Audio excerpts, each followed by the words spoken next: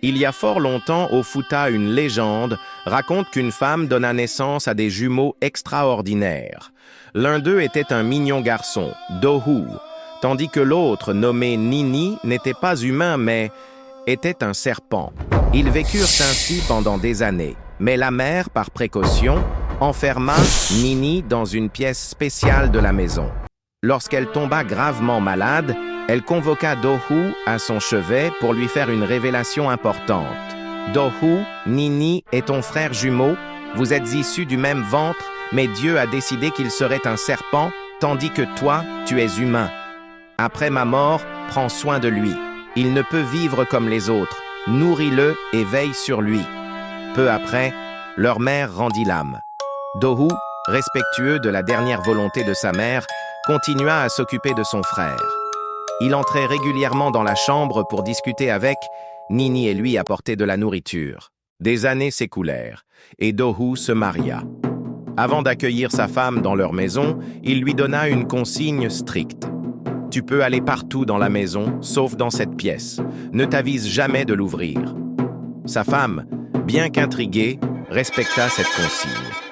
Elle déposait les repas à l'entrée de la pièce, et Dohou se chargeait de les apporter à l'intérieur.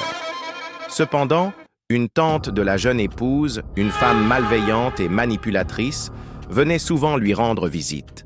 Un jour, elle commença à semer le doute dans son esprit. « Ne te rends-tu pas compte? Ton mari te cache quelque chose. Qui sait ce qu'il y a dans cette chambre? Peut-être qu'il y abrite une coépouse. Elle reste là à ne rien faire pendant que toi, tu te tues à la tâche, matin et soir. » Chaque visite de la tante amplifiait la jalousie et l'inquiétude de l'épouse. Peu à peu, elle perdit patience et décida de braver l'interdiction de son mari.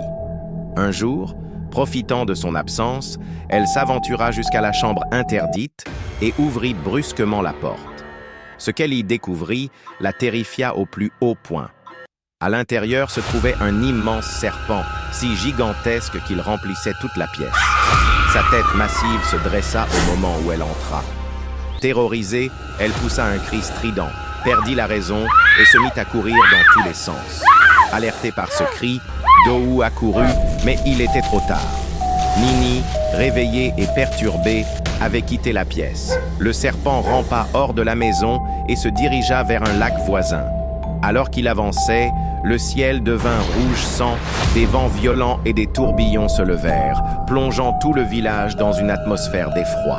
Dohou courut vers son frère pour le convaincre de rester. « Nini, ne pars pas. Reste ici, je continuerai à m'occuper de toi. » Mais Nini, d'un ton résolu, répondit « Il est temps pour moi de partir. Grâce à toi, j'ai grandi et je suis devenu trop grand pour vivre dans cette chambre. Merci pour tout, mon frère. » Puis, il disparut dans les eaux du lac. Depuis ce jour, la légende raconte que Nini demeure dans le lac du Fouta, où il veille mystérieusement sur les siens.